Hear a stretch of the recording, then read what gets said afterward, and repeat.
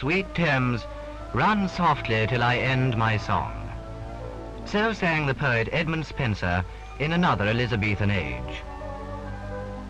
Though Spenser's song has long since ended, the tranquil Thames, the poet knew, bears still its beauteous setting, and the culture with which he was familiar lives on in Oxford's dreaming spires.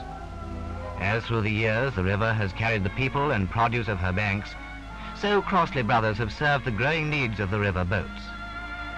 Where once man's friend, the horse, pulled the burden of gaily coloured barges, today trim river craft ply the placid waters on self-same errands. This tug of the Thames Conservancy Board is powered by a Crossley diesel engine and outstrips by many times the horse's noblest efforts. The vessels you will meet on your voyage down the Thames will be varied, like the Endeavour, here seen towing sand barges. Privately owned, she has a 3-cylinder engine of 90 horsepower, 2-cycle and direct reversing.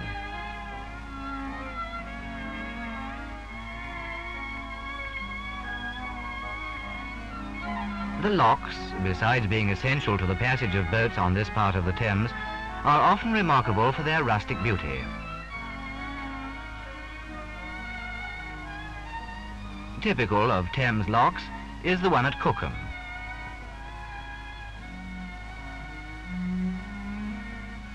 Amidst these peaceful surroundings, the busy traffic of the river never stops. Waiting to enter the lock is the Churn, yet another Crossley engine tug belonging to the Thames Conservancy Board.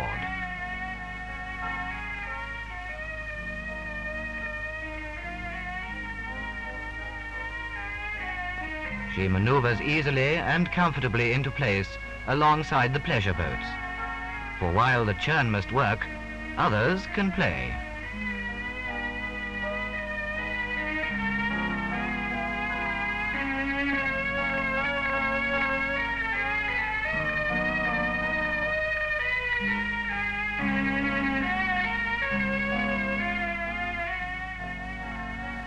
The lock keeper opens the sluices and sends on their way the craft he constantly serves. In his turn, he is served by the Churn, which delivers coal for use at the lock. Her delivery completed, she moves away to carry on the unending trade of the river. Trade as unending as the life of the river and as timeless as old Father Thames himself. The broad reaches still echo with the sounds of history when marauding nobility challenged the might of Windsor Castle. Now the river echoes the merry sounds of steamers and sailing boats.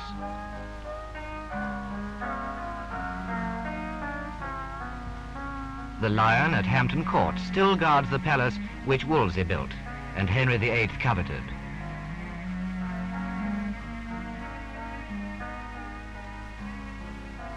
On its banks, the river has seen untold centuries of England's history, for the river was old when Caesar's galleys first sailed up its waterways. Today, there is a new invasion of pleasure launches such as His Majesty, cruising down the river as if eager to sniff the tang of London air.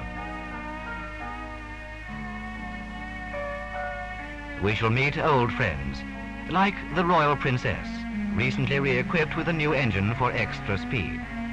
This is another passenger vessel of Thames Launches Limited, the Marchioness.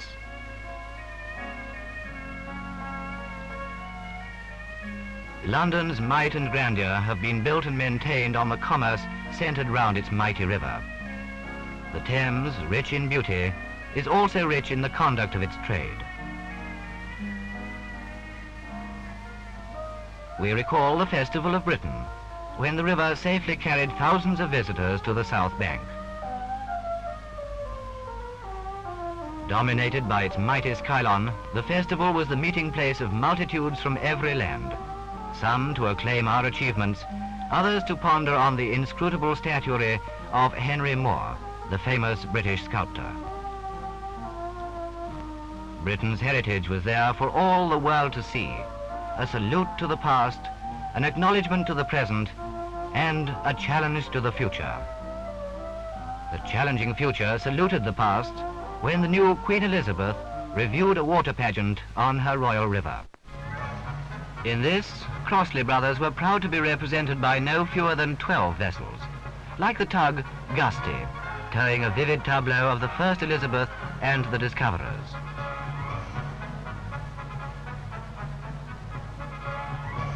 The dominions they founded are building the history of the future. This tableau, drawn by the Mercedes, represents the shipping of Australia and New Zealand. For history in the making, Commonwealth countries will play an ever-increasing part, maintaining the traditions of the past with pride, yet always looking forward with courage and enterprise.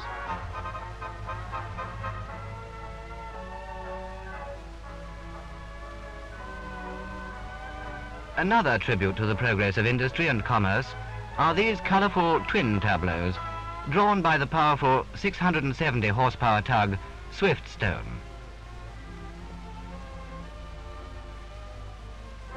Since 1938, the facilities for refining crude oil have been greatly developed.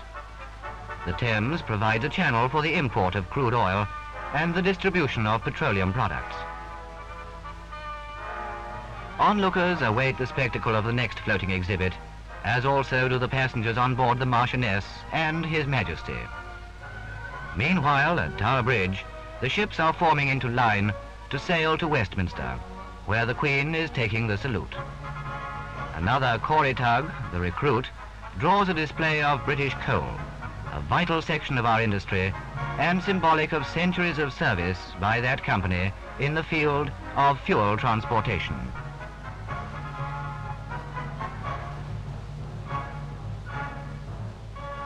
The passenger launch Hurlingham draws its melodious freight proudly, the band of the Women's Royal Air Force.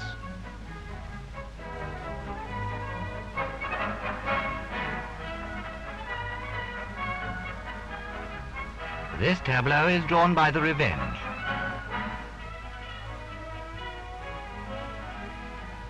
It shows the Black Prince with his prisoner, King John of France, being received by the mayor at London Bridge. Passengers have a grandstand view of this waterborne cavalcade from the decks of the Viscountess and the Abercorn, two more Crossley-engined vessels. Modern enterprise pays its tribute to tradition. And what better representative of tradition than the Royal Marines? This setting shows their uniforms from the years 1664 to 1900. The Marines were formed originally as one of 6 regiments by Charles II, when threatened by the Dutch. Amongst the craft are these 2 of Her Majesty's Customs and Excise. One of these is the Watchful, and we shall see more of her later in the film.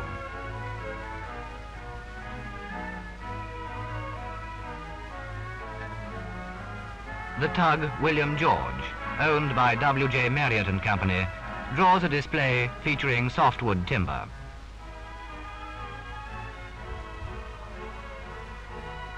The last time we saw the Royal Princess, she was heading downriver with her crowd of sightseers.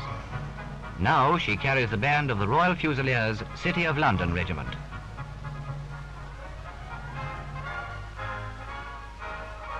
On this barge is mounted a replica of the liner Gothic, the ship chosen for the voyage of the Queen and the Duke of Edinburgh to and from Australia and New Zealand in the years 1953-54. This tableau was sponsored by the Port of London Authority, and the Gothic is represented as being outward bound from the King George V dock in London.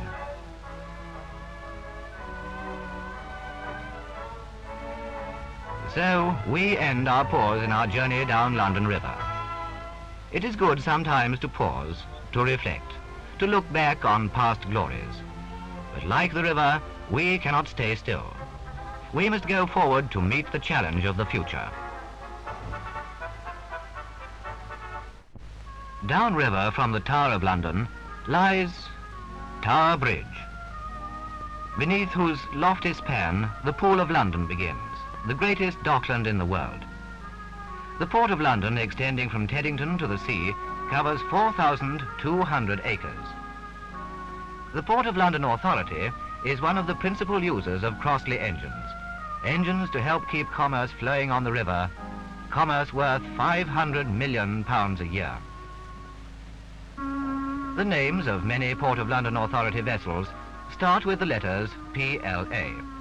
This is the Placate, whose 5-cylinder engine of 150 horsepower is capable of drawing 20 full barges. This stalwart craft is easily maneuverable and pulls its seemingly endless string of barges, 36 in all.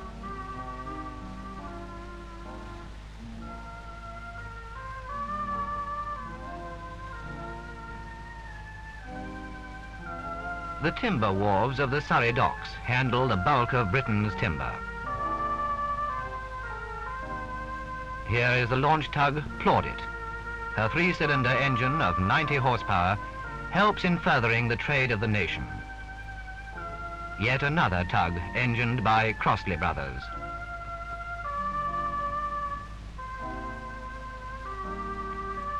The East India docks, in former days the haunt of pirates and smugglers, now present a scene of hard work and honest endeavour. Where once sinister barks disgorged their illicit cargoes of opium, today tugs like the Plashy, sister ship of the Plaudit, skillfully ferry barges to and fro.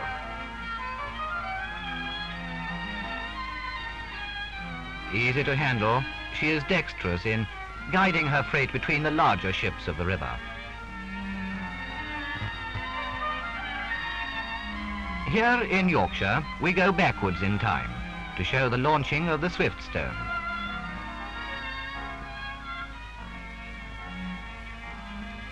She was destined to swell the numbers of those already doing such sterling work in the service of London's river.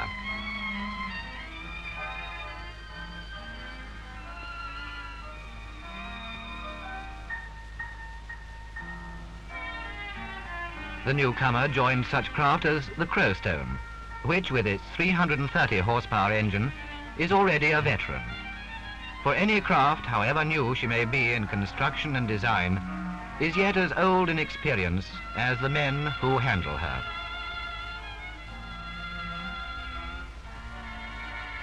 On a tributary of the Thames, the 120 horsepower Coquette makes her way upriver from Rochester, through the country that Charles Dickens knew and loved.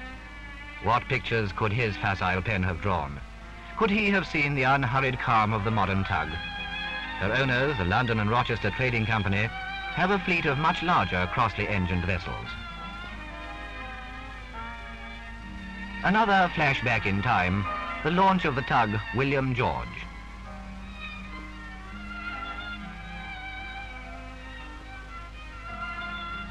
She glides down the slipway to the welcoming waters, her initial baptism before being fitted out to take her place amongst other gallant tugs.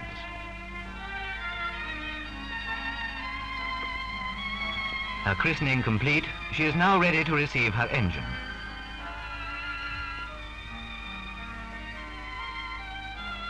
Carefully, it is lowered into position.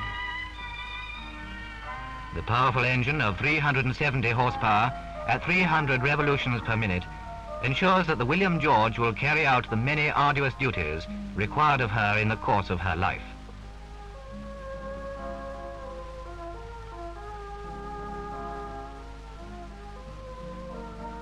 And so, onwards down the river to the Royal Victoria and Albert docks. The Port of London Authority rely on vessels like the Playgull, one of the most powerful harbour tugs in the world. Her sister ship, the Plangent, with her 1,200 horsepower engines, readily pulls the South American-bound liner from the dockside. Incidentally, the auxiliaries of the extensive refrigeration plant of this Royal Mail Line ship were supplied by Crossley. Yet another tug, the Platina, lends her sturdy strength to the task in hand.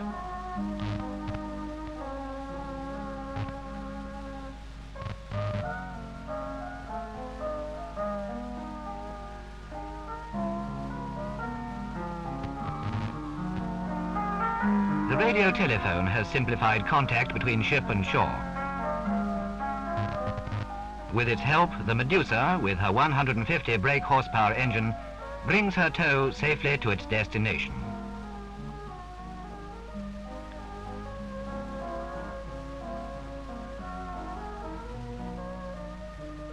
In the days of sail, the first home call was invariably the Ship and Lobster, one of the first customs houses in England.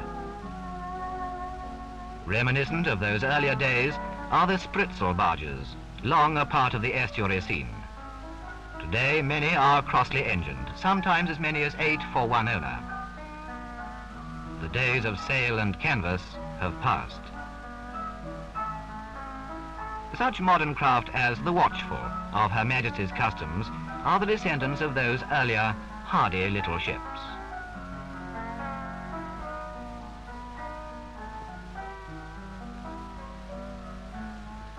The Watchful has a 180 horsepower 6-cylinder engine.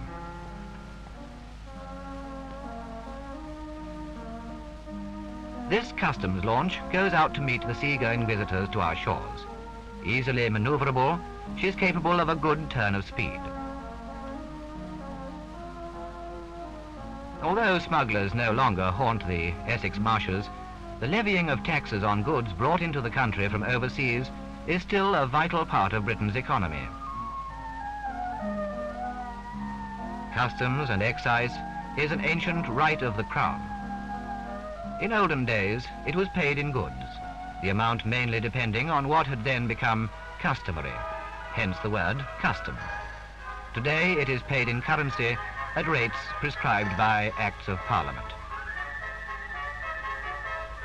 The tradition and history of London River is the tradition and history of England. Many people throughout the passing centuries have played their part in countless ways to build up the commerce and industry which today is the life's blood of the Commonwealth. Whether serving the industries of a great and ancient port or the shipping that goes out across the oceans of the world, Crossley brothers are proud of the part they play on London River.